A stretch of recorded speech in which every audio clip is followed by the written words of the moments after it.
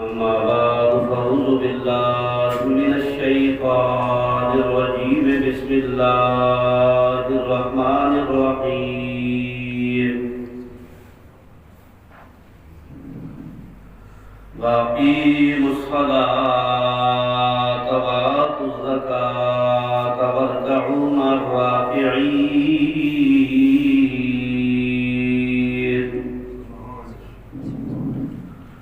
صدق الله مولانا العظيم إن الله وملائكته يصلون على النبي يا أيها الذين آمنوا صلوا عليه وسلموا تسليما اللهم صل على سيدنا ومولانا محمد وعلى آل سيدنا ومولانا محمد وبارك وسلم عليه الصلاة والسلام عليك يا سيدي يا رسول الله الصلاة والسلام عليك يا سيدي يا حبيب الله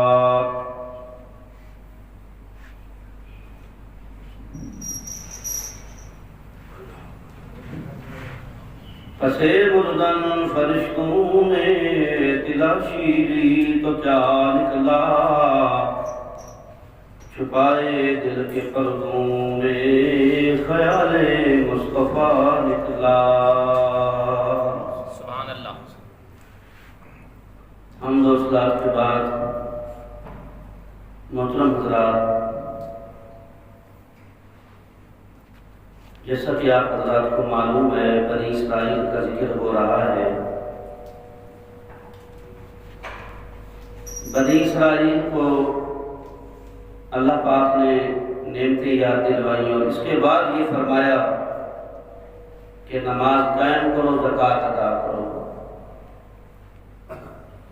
وارکعوا مع الراکعین، رکوع کرو رکوع کرنے والوں کے ساتھ۔ ویسے تو نماز کا حکم ہمیں بھی ہے الحمدللہ اس میں، لیکن نماز قائم کرو، زکوٰۃ بھی دو، رکوع کرو رکوع کرنے والوں کے ساتھ، اس کا کیا مطلب تھا؟ کہ کیونکہ جب حضور صلی اللہ علیہ وسلم کی ذات پر ایمان ہی نہیں لائے تو کیا نماز پڑھتے تھے؟ یقیناً وہ نماز پڑھتے تھے۔ یہودیوں کی نماز میں سجدہ تھا، رکوع نہیں تھا۔ وہ کہتے تھے نمازی ہم بھی ہیں، اگر مسلمان نماز پڑھتے ہیں تو اس میں کیا مسئلہ ہے؟ نمازی تو ہم بھی ہیں۔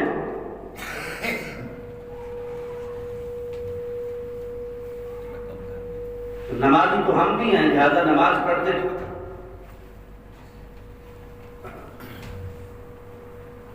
اللہ تعالیٰ نے فرمایا تم نماز پڑھتے ہو، تمہاری نماز میں رکوع نہیں ہے،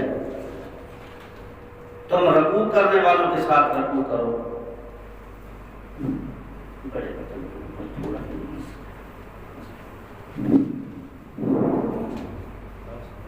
تم رکوع کرنے والوں کے ساتھ رکوع کرو کہ نمازی ہم ہیں، ہم بھی پڑھتے ہیں، اللہ پاک اگر تم صرف سجدہ کرتے اور رکوع نہیں کرتے، تم رکوع کرو رکوع کرنے والوں کے ساتھ۔ ظاہر ہے جب امام ہمارے آقا کو مان لیتے تو ظاہر نبی بھی ماننا پڑتا، تو اللہ تعالیٰ نے فرمایا تمہاری نماز کب قبول ہوگی؟ جب تم نماز رکوع کرنے والوں کے ساتھ پڑھو گی، یعنی مسلمانوں کے ساتھ۔ اور پھر اس کے علاوہ رسول اللہ صلی اللہ علیہ وسلم کے غلاموں فرمایا نماز قائم کرو۔ قائم اس وقت پہلی بات تو یہ تھی نماز قائم ہی وہی تھی جو رسول اللہ کی شریعت پر تھی، یعنی اگر رکوع نہیں ہے تو نماز ہی نہیں ہے، کیونکہ جب اللہ کا نبی حضور صلی اللہ علیہ وسلم آ چکے ہیں دنیا میں، اعلان نبوت فرما دیا ہے، بتا رہے ہیں لوگوں تمہارے نبی بھی بتا دے اپنی شریعت کو چھوڑ دینا اور مجھ پر عمل کرنا، لہٰذا میں اللہ کا نبی ہوں، میری نماز میں یہ ہے کہ رکوع بھی ساتھ ہے، تو نماز قائم کرو۔ نماز قائم ہی تب ہوگی، عمارت تب پکی ہوگی جب اس کی بنیاد مضبوط ہوگی۔ تمہارا جب ایمان ہی مضبوط نہیں ہے تو تم عبادتیں بنا کے کیا کرو گے؟ تم سجدے کیا کرو گے؟ تو لہذا پہلی بات یہ تمہارے لیے ہے کہ تم نماز قائم کرو۔ نماز قائم کب ہوتی ہے؟ جب رسول اللہ صلی اللہ علیہ وسلم کی شریعت کے مطابق پڑھی جاتی ہے۔ دوسری بات یہ بھی ہے کہ آج بھی مسلمانوں کو حکم ہے کہ نماز قائم کرو۔ اس کا کیا مطلب؟ علماء نے لکھا ہے کہ نماز کو قائم کرنے کا مطلب یہ ہے کہ جو نماز رسول اللہ صلی اللہ علیہ وسلم جس طرح پڑھتے تھے اسی طرح بندہ کوشش کرے پڑھنے کی، یعنی رکوع کرے، سجدہ کرے، اطمینان سے کرے، جلسہ کرتا ہے، رکوع کرتا ہے، درمیان میں جہاں اٹھنا ہوتا ہے بیٹھنا، یعنی اطمینان سے نماز پڑھے، ہر ارکان کو، ہر رکن کو اس کی اپنی جگہ پہ رہے۔ اب کوئی بندہ یہ کہہ دے میں رکوع کرتا ہوں لیکن کروں گا سجدوں کے بعد، سجدے کر کے پھر رکوع کروں گا، نہیں ہوگی، اس کو قائم نہیں کہتے۔ نماز کی ابتدا رسول اللہ صلی اللہ علیہ وسلم کے طریقے سے لے کر طریقہ ہوگا اور آخر انتہا بھی رسول اللہ صلی اللہ علیہ وسلم کے طریقے کے مطابق ہوگا۔ تو لہذا نبی پاک صلی اللہ علیہ وسلم کی نماز کو بنیاد بنا کے اس طرح جو بندہ نماز پڑھے گا وہ نماز قائم کر رہا ہے۔ ایک جگہ حضور صلی اللہ علیہ وسلم کا ایک صحابی نماز پڑھتا ہے، آپ صلی اللہ علیہ وسلم اس کو دیکھ رہے ہیں نماز پڑھتا ہے، وہ آ کے سلام کرتا ہے۔ حضور صلی اللہ علیہ وسلم ارشاد فرماتے ہیں قم فصلی لا تصلی، تم کھڑا ہو جا، فرمایا تیری نماز، پھر نماز پڑھ، نماز تیری نہیں ہوئی، تو نے نماز نہیں پڑھی۔ اب وہ دوبارہ جاتا ہے، صحابی تھا، سوال نہیں کیا، اور یہ ادب کا تقاضا ہے کہ پہلے بندہ خود اپنے آپ کو سنبھالنے کی کوشش کرے، کیونکہ قرآن پاک میں بھی اللہ پاک فرماتا ہے ایمان والو اپنے نبی سے تم سوال نہ کیا کرو، اور ایک جگہ تو فرمایا اگر تم سوال کرتے تو صدقہ دینا پڑے گا تمہیں۔ جب سوالوں کا سلسلہ بند ہو گیا تو اللہ تعالیٰ نے فرمایا، پھر اللہ نے فرمایا تم سوال کر سکتے ہو، کیونکہ جب دینے کی بات آ گئی، اب سوال کریں تو کچھ دینا پڑتا تھا، پھر لوگ سوال کرنے والے گھر بیٹھ کے انہوں نے کہا کون کس سے کدھر سے دیں ہم، تو پھر اللہ تعالیٰ نے فرمایا کہ تم چلو سوال کرو تو جو ضرورت کے مطابق ہوں، اور اس طرح سوال کرو، اور بار بار بھی وہ تم اس کو طریقے سے کرو، اور وہ بھی ضرورت کے مطابق حکم دے دیا گیا۔ تو نبی پاک صلی اللہ علیہ وسلم نے فرمایا تو نماز پڑھ، تیری نماز نہیں ہوئی۔ صاحب جاتا ہے، نماز پڑھتا ہے، واپس آ جاتا ہے، سلام کرتا ہے، دوسری دفعہ میرے نبی فرماتے ہیں تیری نماز نہیں ہوئی، جاؤ دوبارہ تم نماز پڑھو۔ پھر حضور صلی اللہ علیہ وسلم کا صحابی تیسری دفعہ، تو جب وہ کہتا ہے یا رسول اللہ، پھر کہتے ہیں یا رسول اللہ میں نماز پڑھ کے آتا ہوں، آپ فرماتے ہیں تو نے نماز نہیں پڑھی نہ دوبارہ پڑھو۔ حدیث کے جو الفاظ ہے یہ نہیں ہے کہ تیری نماز نہیں ہوئی، فرمایا تو نے نماز پڑھی نہیں، حالانکہ پڑھ رہا ہے۔ جس نماز میں اطمینان نہ ہو وہ نماز پڑھی نہیں جاتی، فرمایا تو دوبارہ جا کے نماز پڑھ۔ اب جب حضور صلی اللہ علیہ وسلم نے ارشاد فرمایا تو صحابی کہتے ہیں یا رسول اللہ، اب جب تنگ آ گیا یا رسول اللہ مجھے بتا دیں، مجھے پتہ نہیں ہے۔ حضور صلی اللہ علیہ وسلم نے ارشاد فرمایا سجدہ اس طرح کر کے تیرے اطمینان سے ساری ہڈیاں ٹک جائیں سجدے، رکوع اس طرح کر کہ تیرے رکوع میں تیرا ہاتھ جو ہیں وہ گھٹنے کو پکڑے، یعنی تیری کمر سیدھی ہے، جب طریقے سے مطلب اطمینان سے تم یہ سارے کام کر، تب تیری نماز مکمل ہوگی۔ تو اس میں بزرگان دین نے ایک اور بات بھی لکھی ہے، وہ کہتے ہیں تیری نماز، تو نے نماز نہیں پڑھی، نماز پڑھی تھی وہ کامل نہیں تھی، ناقص تھی۔ کامل نماز کب ہوتی ہے؟ جو رسول اللہ صلی اللہ علیہ وسلم کے طریقے کے مطابق ادا کی جائے اور اس کے ارکان کا خیال رکھا جائے۔ تو بہر اللہ پاک نے فرمایا نماز قائم کرو، اقیموا الصلاۃ، تم نماز قائم کرو، زکوٰۃ ادا کرو، اور نماز بعض لوگ یہ بھی کہتے ہیں، وہ کہتے ہیں سجدے تو بہت سارے کرتے ہیں، نماز بہت سارے پڑھتے ہیں، جب بس جیسے نکلتے ہیں تو خالی ہاتھ لوٹتے ہیں، اس کی کیا وجہ ہوتی ہے؟ اس کی یہی وجہ ہوتی ہے کہ نماز جس طرح حکم ہے ہمیں اسلام کے مطابق ہم نے جو نماز ادا کی اس طرح ہم نہیں کرتے. ہمیں سجدوں کا سجدہ صاحب کا پتہ نہیں ہے کہ ہم نے کہاں بھولا اور کرنا ہے یا نہیں کرنا. ہم نے اگر کوئی صورت آگے پیچھے کر دی کہ سجدہ صاحب کرنا ہے یا نہیں کرنا, ہم اپنی مرضی کے مطابق مطلب عمل کر رہے ہوتے ہیں. تو آج کی جو میں ویسے تو تفسیر بیان کر رہا ہوں, یہ مسائل میں پہلے بھی بیان کر چکا ہوں نماز کے, لیکن آج دوبارہ میں ایک دفعہ بیان کر رہا ہوں کیونکہ نماز کی آیت آ گئی, لہٰذا میرا دل کر رہا ہے کہ نماز کے مسائل میں دوبارہ بیان کر رہا ہوں. رسول اللہ صلی اللہ علیہ وسلم کے غلام, سب سے پہلی چیز آپ کو پتہ ہے کہ آپ نے وضو کرنا ہے. وضو طہارت ہمارے لیے ضروری ہے اور کپڑے بھی پاک ہونا ضروری ہے. جس جگہ ہم نماز پڑھتے ہیں وہ جگہ بھی پاک ہونا ضروری ہے. منہ بھی قبلہ کی طرف ہونا ضروری ہے. جسم بھی پاک ہونا ضروری ہے. آج ہم پتہ ہے کچھ اہم مسئلے ایسے بھی ہیں جن کو ہم جس طرح بچے اٹھاتے ہیں چھوٹے, ہم نے معصوم بچوں کو اٹھایا, انہوں نے ہمارے اوپر پیشاب کر دیا, ہم کپڑے کو اٹھا کے پاک کر دیتے ہیں, جسم کو نہیں کرتے, حالانکہ کپڑے کے پاک جسم پر بھی لگا ہے. تو اسلام کا مسئلہ کیا ہے, جسم بھی پاک ہونا چاہیے.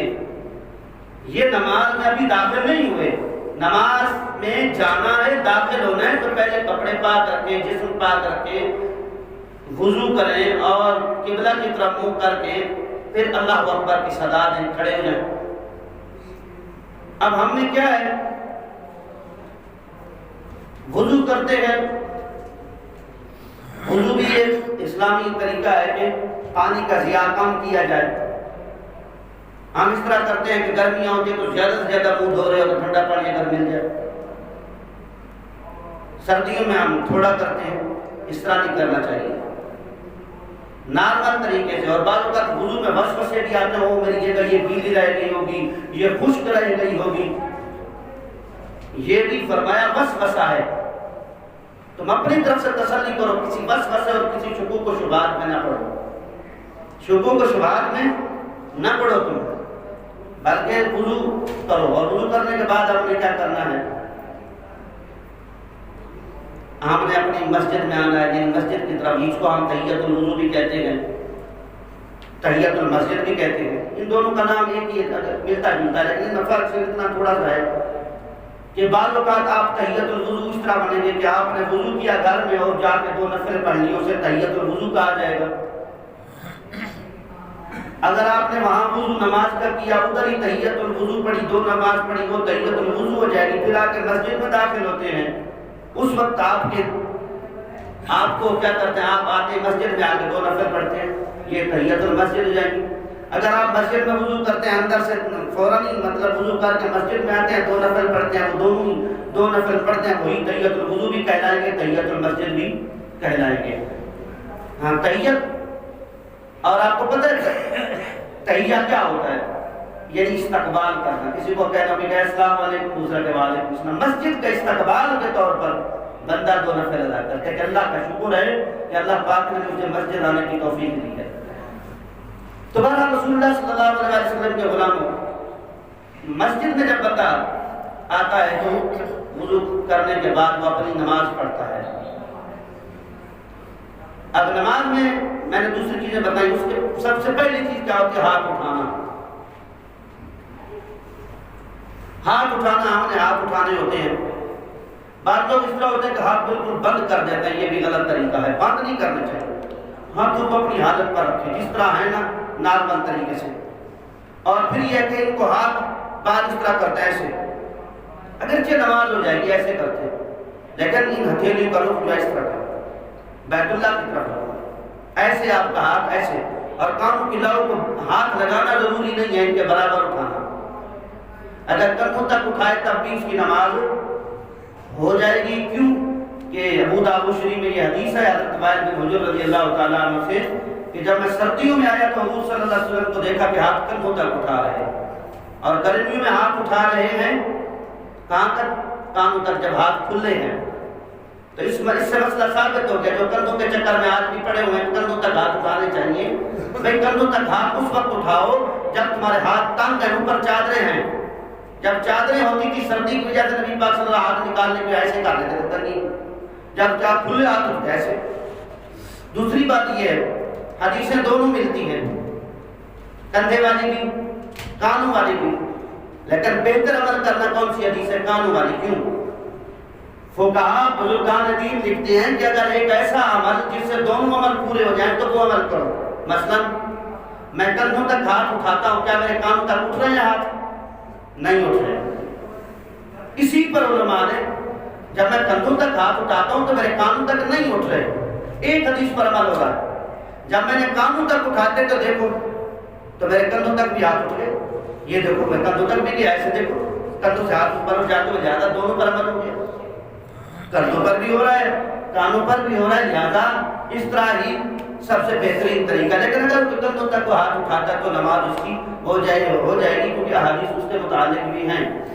پر رسول اللہ صلی اللہ علیہ وسلم کا غلام ہو، اس کے بعد ہم نے جب ہاتھ اٹھا لیا ہم نے پڑھنا ہے سبحانک اللہم و بحمدک وتبارک اسمک وتعالی جدک ولا الہ غیرک۔ اب حضرات ہوتے ہیں ہمارے دوست، تلفظ کی غلطی کی دور رکھا کریں، کیونکہ نماز قائم اس وقت ہوگی جب آپ کا تلفظ بھی بہترین ہوگا۔ ویسے نماز ہو جائے گی آپ کی نیت، کیونکہ آپ تلفظ کا مسئلہ ہے۔ بات پڑھتے ہیں سبحانک اللہم و بحمدک وتبارک اسمک وتعالی جدک، یہ غلط ہے۔ سبحانک اللہم، لام کو کھینچے، کلہم، اس کے بعد سبحانک اللہم، اس کے بعد پڑھیں وبحمدک، اس کے بعد پڑھیں وتبارک اسمک، نہیں وتبارک اسمک، بات کھینچ دیں، صرف بات وتبارک اسمک۔ اور جو بزرگ لوگ ہیں جو پرانے کو تو کم سمجھتے ہیں، جو جوان تک کا سکون میں پڑھتے ہیں کچھ ہوتا ہے سبحانک اللہم وبحمدک وتبارک اسمک وتبارک اسمک وتعالی جدک، نہیں وتعالی جدک، وتعالی جدک ولا الہ غیرک۔ یہ اس کو کہتے ہیں ثنا۔ جب ہم ثنا پڑھتے ہیں اور ثنا سے پہلے بسم اللہ نہیں پڑھنی، ثنا سے پہلے بسم اللہ نہیں پڑھنی، اللہ اکبر کے بعد ہم نے کیا پڑھنا ہے؟ سبحانک اللہم وبحمدک، بسم اللہ نہیں پڑھنی۔ اگر کوئی پڑھ لیتا ہے تو غلط کرتا ہے، لہذا نماز تو اس کی ہو جائے گی، وہ اچھا نہیں کر رہا، لہذا وہ اللہ اکبر کے بعد سبحانک اللہ پڑھے۔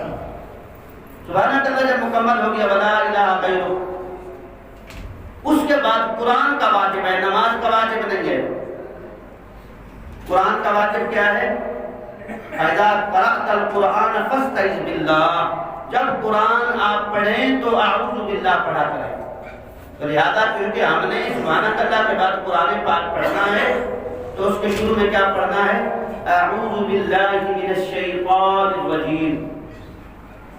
جب اعوذ باللہ من الشیطان الرجیم ہم پڑھیں گے، اس کے بعد ہم پڑھیں گے بسم اللہ الرحمن الرحیم۔ ہم نے یہ پڑھ لیا، اب ان میں کچھ چیزیں جو ان میں متعلق میں بتا رہا ہوں۔ سب سے پہلی چیز کیا ہے؟ ہم نے اللہ اکبر کے بعد سبحانک اللہ پڑھنا ہے۔ اگر کوئی بندہ سبحانک اللہ پڑھنا بھول جاتا ہے، یعنی سیدھا ہی اعوذ باللہ من الشیطان الرجیم بسم اللہ الرحمن الرحیم پڑھ دیا، تو لہذا کیا اس پر سجدہ صاحب آئے گا؟ نہیں، اس لیے کہ سبحانک اللہ پڑھنا سنت ہے۔ سبحانک اللہ پڑھنا کیا ہے؟ ثنا پڑھنا سنت رسول ہے، لہذا اگر کوئی آدمی پڑھ لیتا ہے بھول کر نہیں پڑھتا تو اس کی نماز ہو جائے گی۔ اگر جان بوجھ کر بھی ایسا کرتا ہے تو غلط تو کر رہا ہے، سنت رسول کو چھوڑ رہا ہے، نماز اس کی ہو جائے گی، کیونکہ سبحانک اللہ پڑھنا جو ہے وہ سنت ہے، واجب نہیں ہے۔ تو لہذا سبحانک اللہم و بحمدک کا جواب، اس کے بعد ہے اعوذ باللہ من الشیطان الرجیم بسم اللہ۔ یہ بھی دونوں سنتے ہیں، آہستہ آواز سے پڑھنا، بسم اللہ پڑھنا، اور قرآن کا واجب ضرور ہے، نماز کا واجب نہیں ہے۔ نماز کے واجب علیحدہ ہیں، قرآن کے واجب علیحدہ ہیں۔ یہ قرآن کا واجب ہے، جب بھی قرآن پڑھو، جب بھی آپ قرآن پڑھتے ہو تو اعوذ باللہ پڑھو۔ تو قرآن پاک اب نماز میں نے شروع کرنا ہے تو اس لیے اعوذ باللہ پڑھا، پھر بسم اللہ پڑھا۔ اس کے بعد ہم نے پڑھنی ہے سورۃ فاتحہ، یعنی الحمدللہ رب العالمین۔ میں الحمدللہ کے مختلف طریقے پڑھ دیتا ہوں۔ بعض حضرات نمازی ہوتے ہیں نا وہ سادے، تو بعض اوقات کسی جگہ نماز پڑھنے جاتے ہیں تو مولوی تھوڑا سا دوسرا طریقہ اختیار کر لیتا ہے، تو بعض کہہ رہے ہوتے ہیں یار اس نے قرآن صحیح پڑھا ہے، پتہ نہیں ہمارے مولوی نے صحیح پڑھا ہے۔ وہ 2-3 طریقے ایسے میں پڑھ رہا ہوں۔ پہلا طریقہ یہ ہے الحمدللہ رب العالمین الرحمن الرحیم۔ بعض جگہ ایسی جائیں گے آپ الحمدللہ رب العالمین الرحمن الرحیم، یہ بھی صحیح ہے، وہ بھی صحیح ہے۔ اس نے عالمین پر وقف کیا تو آگے پڑھا الرحمن الرحیم۔ جب اس نے عالمین پر وقف نہیں کیا تو عالمین، آگے کیا پڑھنا تھا؟ عالمین جب پڑھ لیا تو اب وقف نہیں کر رہا تو الرحمن نون کو ملانا ہے را کے ساتھ، الرحمن الرحیم۔ یہ دونوں طریقے رائج ہیں اور علماء حفاظ کرام قراء حضرات جو ہیں وہ پڑھتے ہیں الحمدللہ رب العالمین۔ اس کے بعد ہے الرحمن الرحیم، اس کے بعد ہے مالک یوم الدین۔ پاکستان میں یا اکثریت جگہوں پہ مالک یوم الدین پڑھا جاتا ہے، بعض ایسی بھی قرأتیں ہیں جس میں مالک یوم الدین، وہ بھی صحیح ہے۔ اور بات اس طرح بھی ہے کہ میم کو میم میں ادغام کر دیا جاتا ہے، ادغام کر دیا جاتا ہے الرحمن الرحیم مالکی، اگرچہ یہ قرأت شاذ و نادر ہے۔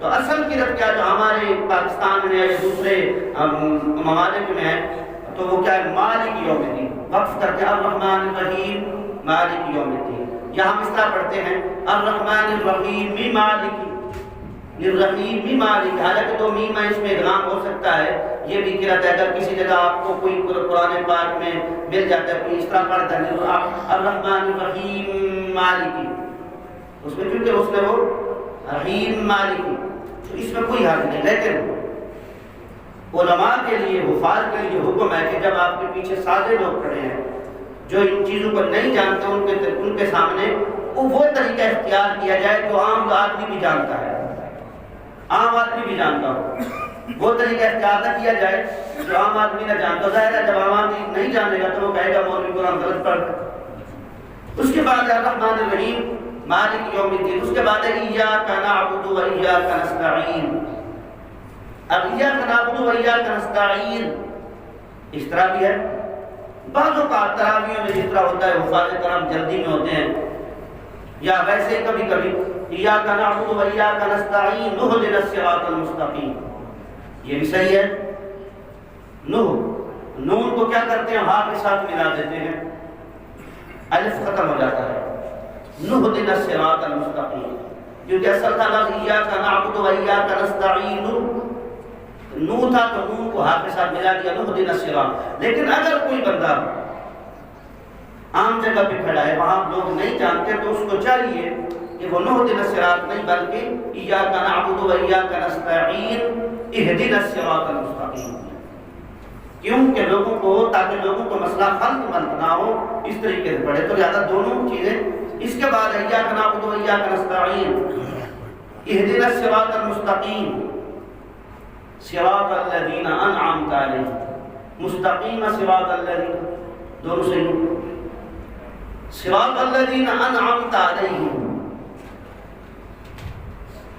انعمت علیہم۔ اب یہاں ایک چیز یاد رکھیں، بعض ایسے لفظ ہوتے ہیں کہ جن کے تھوڑا سا زبر زیر کی فرق کی وجہ سے بندہ کفر میں چلا جاتا ہے۔ سورۃ فاتحہ میں سب سے پہلا لفظ جو ہے، جو اگر اس میں تبدیلی آ جائے، یعنی انعمت کو انعمتو پڑھ دیا تو بندہ کافر ہو جائے گا۔ اس کا معنی کیا ہوگا کہ سیدھا راستہ ان لوگوں کا جن پر میں نے انعام کیا، میں نے تم پر انعام کیا، انعمتو علیہم، انعمتا تو نے ان پر انعام کیا جن پر تو نے انعام کیا۔ اب اللہ نے انعام کیا، ظاہر ہے وہ کہہ رہا میں نے انعام کیا۔ تو اس طرح کے لفظ، بعض ایسے لفظ ہوتے ہیں، اگر اس طرح امام کوئی پڑھ لیتا ہے تو اس کی نماز ٹوٹ جائے گی، وہ بعد میں توبہ کرے گا، وضو کرے گا، دوبارہ نماز پڑھائے گا۔ تو لہذا ایسے ہی عام آدمی کے لیے مسئلہ ہے کہ وہ صراط الذین انعمت علیہم، یاد رکھے اپنے ساری سختی سے اس پر اپنا مطلب ہے ہر وقت توجہ مرکوز رکھے، کہیں وہ نہ ہو جائے کہ لفظ میں تھوڑا سا آگے پیچھے غلطی آ جائے۔ صراط الذین انعمت علیہم، اب علیہم کی ایک قرأت ہے علیہم، بعض لوگ پڑھ دیتے ہیں علیہم کو علیہم پڑھتے ہیں، یعنی ہاں کو بھی پیش دے دیتے ہیں، میم کو بھی پیش دیتے ہیں، یہ بھی صحیح ہے، اس میں کوئی معنی نہیں بدلتا، یہ ہے قرأتیں۔ تو بعد میں حضرت عثمان غنی رضی اللہ تعالیٰ نے اس قرأت پر سب کو متفق کیا جو ہم آج کل کرتے ہیں، جس کو کہتے ہیں جامع القرآن۔ حضرت عثمان غنی اس بات پہ کہ انہوں نے ایک قرأت پر سارے مسلمانوں کو متفق کیا تھا، انعمت علیہم غیر المغضوب علیہم ولا الضالین۔ بعض اوقات ہمارے دوست ہوتے ہیں ولا الضالین، قرآن یہ غلط ہے، ولا الضالین، یہ دعا کیا مطلب؟ دعا پہ پیش لگا دے، پتہ نہیں کیا کیا لفظ لگا دیا، یا ولا الضالین، یہ دونوں غلط ہیں۔ اور پڑھنا چاہے ولا الضالین، اور اس کا جو ہے نا مخرج بڑا مشکل ہے، یہ پورا آدمی مشکل سے کرتے ہیں، عام آدمی کو بس میں نہیں ہے۔ لیکن بعض اوقات آج کل ایک اور قرأت چلی ہوئی ہے، نئی قرأت اپنی بنائی ہوئی، وہ پتہ کیا پڑھتے ہیں ولا الضالین، یہ غلط ہے، بالکل غلط ہے، کسی جگہ کسی کتاب میں کسی اسلامی اصول میں یہ نہیں ہے۔ یہ جو سکولوں میں کچھ بنے، یہ جو ارکم نام کا سکول بنے ہوئے ہیں نا، ارکم سکول ہے، پتہ نہیں کیا ہے، مطلب اس طرح ملتان میں اس طرح کے سکول ہیں، ادھر ادھر سکول یہ بنے ہوئے ہیں، اور جنہوں نے بچوں کو دار ارکم، جنہوں نے بچوں کو پتہ کیا عبور کرانا ہوتا ہے، آپ کو صرف یہ بتانا ہوتا ہے آپ کا بیٹا حافظ ہو گیا، آتا جاتا کچھ نہیں۔ ایک بچہ قرآن اکیڈمی میں پڑھتا رہا، مجھے کہتا میں حافظ بن گیا، ایک حاجی صاحب تھے، بڑا اچھا بندہ تھا، مجھے کہنے لگا حاجی صاحب میرا بیٹا قرآن اکیڈمی میں قرآن پڑھ کے آیا ہے، حفظ کرا ہے، میرے بچے کی منظر تو سن رہے ہیں۔ یقین کریں ممبر رسول میں بیٹھا 2 مہینے میں اس کو پہلا سپارہ یاد نہیں کرا سکا، اتنی غلطیاں تھیں، وہ غلطی کو سیدھا ہی نہیں کر سکا، کیونکہ انہوں نے عبور کرانا ہوتا ہے۔ سکولوں میں جو سکول ہاں جہاں ہے ماشاءاللہ، اکثریت سکولوں میں پتہ کیا ہوتا ہے، بدمذہب لوگ پڑھا رہے ہوتے ہیں، آپ کے دین کو بگاڑنے کے لیے صرف آپ کے بچے کو ذہنی طور پر ایک حفظ کا ٹکٹ دے دیا کہ بچہ حافظ بن گیا، نہ قرآن سے آتا ہے، اتنا ضرور ہوتا ہے، وہ خود بھی گمراہ ہوتا ہے اور بعد میں اپنے اماں ابو کو بھی کر دیتا ہے۔ اتنا نہیں ہوتا کہ چلو ماں باپ کے مرنے کے بعد ان کے لیے دعا مانگنے کی جسارت نہیں کرتا، کیونکہ اس کو پتہ ہوتا ہے کہ میرے استاد سکول میں جو ہوتے تھے وہ کہتے تھے قرآن پاک ماں باپ کے لیے دعا نہیں مانگنی چاہیے مرنے کے بعد۔ بہرحال یہ آج کل جو جتنے ہی بنے ان سے دور رہیں ذرا۔ بہرحال رسول اللہ صلی اللہ علیہ وسلم کے غلاموں اب ولا الضالین پڑھا جا رہا ہے، اور دوسرا ولا الضالین ولا الضالین، یہ 2 تلفظ پڑھے جا رہے ہیں عمومی طور پر۔ سب سے بہترین تلفظ ہی ولا الضالین ہے، ولا الضالین نہیں ہے۔ ولا الضالین بالکل ہی غلط ہے، بالکل ہی غلط ہے۔ مجھے بتاؤ، ایک زا ہے، ایک زال ہے، ایک ضا ہے۔ بزرگوں نے ایک اور بھی زبردست قسم کی ایک جگہ میں نے انہوں نے کہا تھا ایک شکل کے لفظ ایک ہی تلفظ سے تھوڑا سا آگے پیچھے ہو کے 3 حرف آتے ہیں، اس سے زیادہ نہیں آتے۔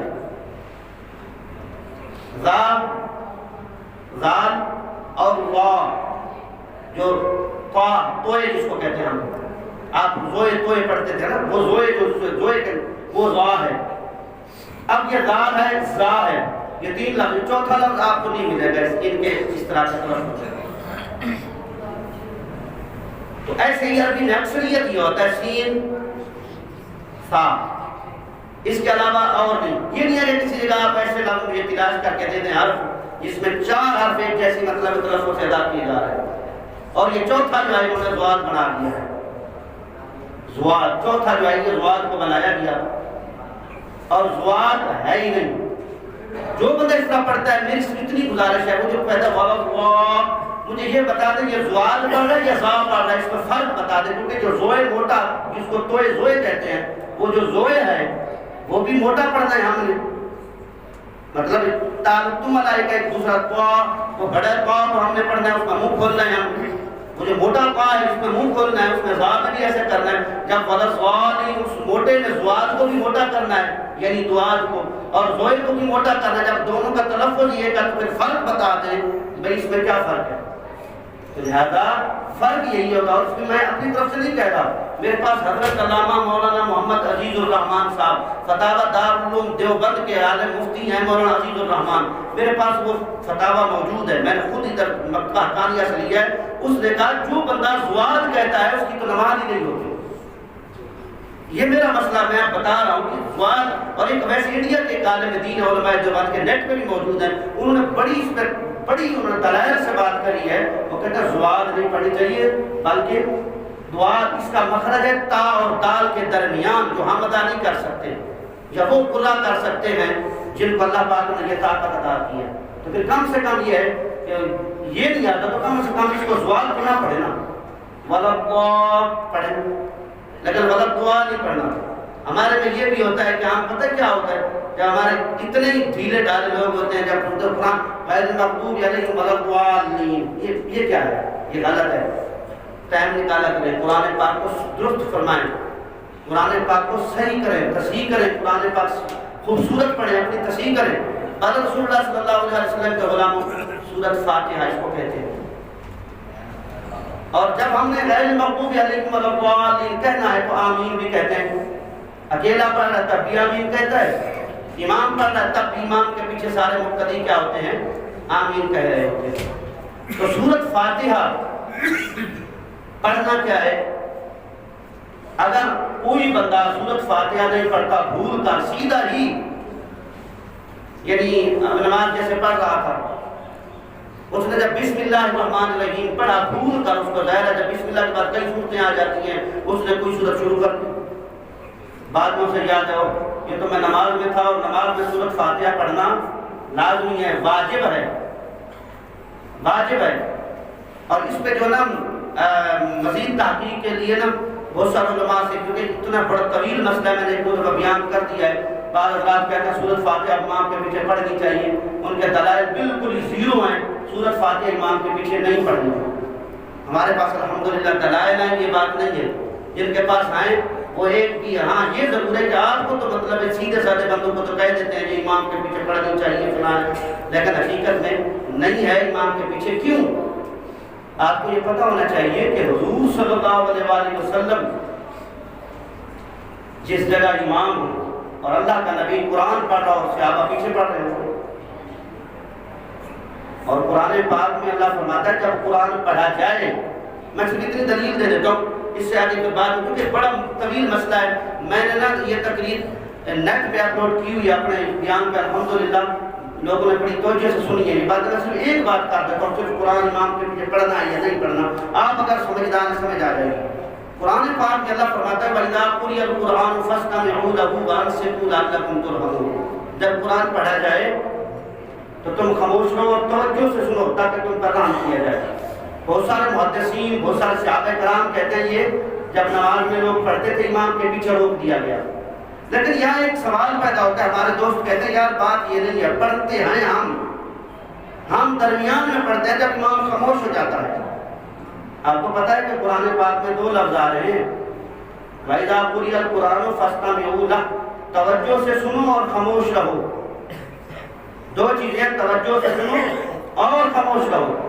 اب اس کی میں تفسیر حدیث سے کر دیتا ہوں. بخاری شریف میں یہ حدیث ہے کہ جب جبریل علیہ السلام آتے تھے تو نبی پاک صلی اللہ علیہ وسلم نا زبان مبارک کو حرکت دیا کرتے تھے. جب وہ قرآن پڑھتے تھے نا اللہ تعالیٰ نے حضور صلی اللہ علیہ وسلم کو فرمایا لا تحرک بہ لسانک، اپنی زبان کو حرکت نہ دیں، اپنی زبان کو حرکت نہ دیں. اِنَّ عَلَيْنَا جَمْعَهُ وَقُرْآنَهُ، ہمارا کام ہے اس قرآن پاک کو جمع کرنا، آپ حرکت نہ دیں. تو حضور صلی اللہ علیہ وسلم کیا کرتے تھے؟ جب جبریل آتے قرآن سناتے میرے نبی زبان کو حرکت دیتے. پھر اللہ پاک نے روک دیا. حدیث کے یہ الفاظ ہیں، بخاری شریف آپ اٹھا لیں. حضور صلی اللہ علیہ وسلم کے بعد فرمایا فَانْطَلَقَ جبریل، جب جبریل علیہ السلام چلے جاتے تھے جب تک موجود ہوتے تھے میرے نبی پاک کیا حرکت نہیں دیتے تھے ہونٹوں کو، فانصت خاموش رہتے تھے. توجہ سے سننا بھی ہے اور خاموش بھی رہنا ہے. اور جب جبریل چلے جاتے تھے پھر حضور صلی اللہ علیہ وسلم اس کو دہراتے تھے. جبریل جب تک موجود ہوتے، جب قرآن وہ پڑھ رہے ہوتے تو نبی پاک صلی اللہ علیہ وسلم کو اللہ نے روک دیا کہ حرکت بھی نہیں کر سکتے، اپنی زبان پر حرکت بھی نہیں دے سکتے. جبریل پڑھ رہا ہے، اللہ پاک اپنے نبی کو کہہ رہا ہے، صحابہ کرام پیچھے کھڑے ہیں، نبی پاک صلی اللہ علیہ وسلم ادھر قرآن پڑھ رہے ہیں اور صحابہ اپنے پیچھے اختلافیں کر رہے ہیں. نسائی شریف میں یہ حدیث ہے، حضور صلی اللہ علیہ وسلم نے ارشاد فرمایا کون تھا جو میرے پیچھے، کون ہے بندہ جو تلاوت کر رہا تھا؟ یا رسول اللہ میں. آپ نے فرمایا تمہیں پتہ نہیں ہے کہ امام کی قرأت مقتدی کی قرأت ہے؟ میں نے اس وقت میں نے سمجھا کہ کون ہے جو میرے سے جھگڑا کر رہا ہے قرآن کے بارے میں. لہذا جب امام قرآن پڑھے تو تم خاموش رہو. دوسری بات، ایک حدیث ان کے پاس دلیل کے طور پر پیش کی جاتی ہے کہ حضور صلی اللہ علیہ وسلم نے ارشاد فرمایا ترمذی شریف میں، یقین کرو ایک بندے کے پاس دکاندار کے پاس گیا، اس نے مجھے کہا دیکھ قاری صاحب یہ ترمذی شریف میں حدیث موجود ہے کہ حضور صلی اللہ علیہ وسلم نے ارشاد فرمایا کہ سورۃ فاتحہ کے بغیر نماز نہیں ہوتی، تم پڑھتے ہو؟ تو ہاں ٹھیک ہے، میں نے کہا بالکل یہ بات صحیح ہے. تو اس نے کہا یہ دیکھو اس سے امام، میں نے کہا اس حدیث کا اگلا تم نے حصہ پڑھا ہے؟ اب یہ حصہ کاٹ کے انہوں نے دے دیا جناب کو. ترمذی میں اس طرح حدیث ہے کہ آگے پھر فرماتے ہیں کہ نبی پاک صلی اللہ علیہ وسلم نے فرمایا کہ نماز فاتحہ کے بغیر نہیں ہوتی. تو آگے فرمایا یہ اس آدمی کے لیے ہے جو اکیلا پڑھ رہا ہو، اس کا حکم امام احمد بن حنبل نے لگایا ہے. یہ ترمذی شریف میں آگے دیکھ لیں. اور پھر آگے یہ بھی آیا کہ بہت سارے صحابہ کرام، ائمہ کرام اس پر عمل کرتے تھے کہ امام کے پیچھے قرآن نہیں پڑھنا چاہیے. اب صحابہ کرام عمل نہیں کر رہے. آج کل کا ایک مطلب ہے جو پتہ نہیں گھر سے سالن ملتا ہے روٹی نہیں ملتی، باہر آ کے عالم بن کے لڑکوں کو گمراہ کرتا. لڑکے اتنے بیوقوف ہیں اور اتنے بے سمجھ ہیں، ان کو اتنی مطلب اتنے کم عقل ہیں کہ وہ ٹھیک ہے ان کی بات مان لیتے ہیں اور ہم جتنا بھی کہیں گے نہیں مولوی کو کیا آتا ہے ہمیں ٹھیک ہے بابا تم پڑھو، کیونکہ تم تو اصل یاری تو نبھا لو، آج کل پتہ چلے گا یاری کس طرح نبھ رہی ہے. تو رسول اللہ صلی اللہ علیہ وسلم کا غلام امام کے پیچھے ایک تو یہ ان کی دلیل ہے جو میں نے کہا حضرت امام احمد بن حنبل نے ترمذی شریف میں ادھر ہی حضرت امام ترمذی پر لکھے. دوسری حدیث ان کی یہ دلیل ہے، حالانکہ مسلم شریف میں یہ واضح حدیث موجود ہے کہ جب امام قرآن پڑھے جہری نمازوں میں، یعنی جن نماز میں بلند کیا تو ان میں تو بالکل پڑھ ہی نہیں سکتے، ان میں تو اختلاف ہے ہی نہیں. مسلم شریف میں حدیثیں دیکھ لیں. لیکن یہ ادھر بھی پڑھ رہے ہوتا ہے، ادھر امام پڑھ رہا ہوتا ہے، ادھر امام خاموشی اختیار کرتا ہے، پیچھے سے شروع ہو جاتا ہے. بارہ رسول اللہ صلی اللہ علیہ وسلم کے غلاموں، اب سنیں. اب ایک حدیث کی یہ ہے کہ صحابی پوچھتا ہے یا رسول اللہ، حضرت ابو ہریرہ رضی اللہ تعالیٰ عنہ سے روایت ہے یہ حدیث جو ہے کہ یا رسول اللہ صلی اللہ علیہ وسلم کیا نماز پڑھنے سے سورۃ فاتحہ پڑھنے سے اگر کوئی بندہ سورۃ فاتحہ، میں سورۃ فاتحہ پڑھوں یا نہ پڑھوں، میری سورۃ، آپ نے فرمایا سورۃ فاتحہ کے بغیر نماز نہیں ہوتی. تو وہاں حدیث میں پتہ کیا آیا؟ تو اس نے کہا یا رسول اللہ امام کے پیچھے میں کیا کروں؟ آپ نے فرمایا فی نفسے کا، فی اپنے دل میں پڑھ لیا کر. یہ حدیث باقاعدہ دلیل دیتے ہیں اور ان کے پاس یہ اکثر رسالوں میں موجود ہوتی ہے. ان کو پوری بخاری مسلم نہیں آتی، چھوٹے چھوٹے رسالے رکھے ہیں، گھروں میں مفت ان کو مولوی دے جاتے ہیں، مفت دے جاتے ہیں اور پھر یہ آپس میں بانٹتے بھی ہیں، لوگوں کو بھی دکھاتے ہیں. یا نیٹ پہ دو نکال لی پھر یہ عالم بن بیٹھتے ہیں. اور آج کل 360 وہ چل رہی ہے کل ہے جس میں کئی حدیثوں کا ترجمہ بھی کاٹ دیا گیا اور فرار سے فرار ہو رہا ہے. اور 360 ایپ ہمارے لوگ سن رہے ہیں، وہ جو ہے نا اس میں کئی حدیثوں کا اگر اس بندے اس کی تحقیق اگر سنی ہو، ایک مفتی راشد محمود رضوی آ رہا ہے نیٹ پہ، اس کو ذرا سنیں انشاءاللہ تعالیٰ آپ کو پتہ چل جائے گا بھئی حقیقت کیا ہے. سوال 360 ایپ میں اتنی حدیثیں ہیں جن حدیثوں کے ترجمے کاٹ دیے گئے. بعض ایسی حدیثیں ایک جگہ صحیح لکھ دیا، دوسری جگہ اس کو ضعیف لکھ دیا اپنی طرف سے، کیونکہ وہ بنائی ہے مرزا جیلوی نے.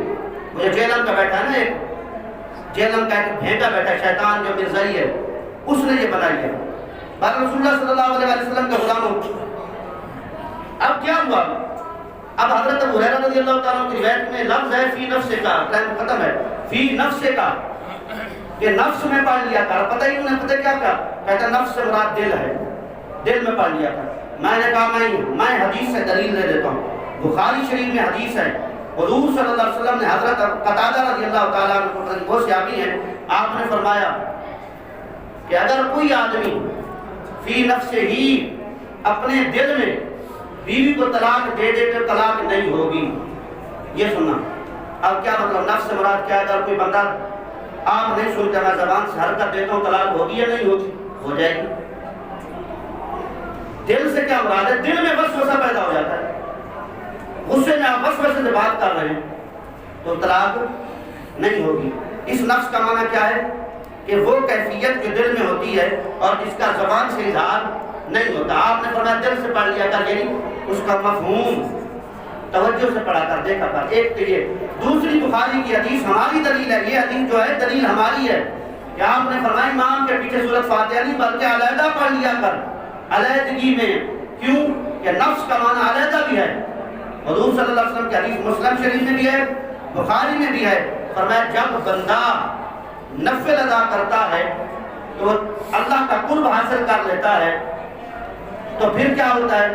وہ بندہ علیحدہ، جب بندہ علیحدگی میں کیا ہوتا ہے؟ وہ میں اس کی زبان بن جاتا ہوں جس سے وہ سنتا ہے، میں اس کا دل و دماغ بن جاتا ہوں. وہاں جو لفظ علیحدگی کے لیے آیا وہ نفس آیا ہے.